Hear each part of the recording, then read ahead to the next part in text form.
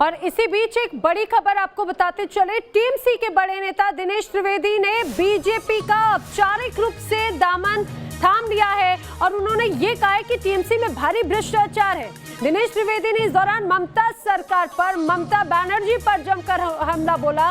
दिनेश त्रिवेदी ने कई आरोप लगाए। उन्होंने कहा है कि टीएमसी में जमकर भ्रष्टाचार किया जा रहा है। आज बीजेपी में शामिल हो गए हैं और सबसे खास बात ये, त्रिवेदी जब बीजेपी में शामिल हुए इस दौरान जेपी नड्डा की मौजूदगी में उन्होंने बीजेपी की सदस्यता हासिल की। दिनेश त्रिवेदी से खास बातचीत की न्यूज नेशन संवाददाता अरविंद सिंह ने, सुनिए। बीजेपी में शामिल होने के बाद दिनेश त्रिवेदी इस वक्त हमारे साथ हैं। दिनेश जी, टीएमसी के आप फाउंडर मेंबर रहे हैं, इसके बावजूद राज्यसभा की सीट छोड़ देना, पार्टी से मुंहभंग की वजह क्या है? नहीं, वजह जो हमने राज्यसभा में जो हमने बयान दिया वही वजह है कि आज बंगाल का चेहरा, आप कहीं भी जाइए बंगाल की बात करते हैं तो क्या आता है? तोलाबाजी, कटमनी, करप्शन, वायलेंस।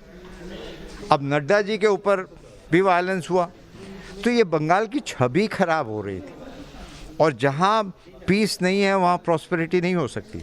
उसीलिए अंग्रेजी में कहावत है ना, पीस एंड प्रॉस्पेरिटी।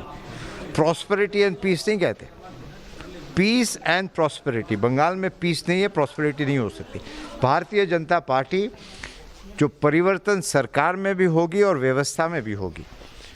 2011 हो या 16 हो, सरकार का परिवर्तन हुआ था, व्यवस्था और चरमरा गई। उस समय लोगों के पास विकल्प नहीं था।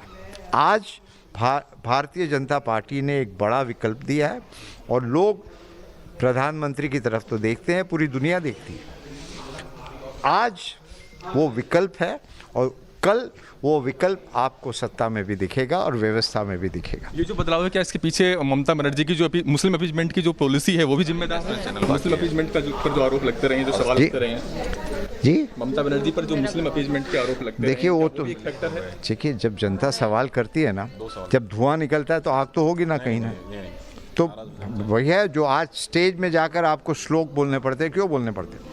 ये दिखाने के लिए मैं भी हिंदू, मुझे तो नहीं बोलने पड़ते।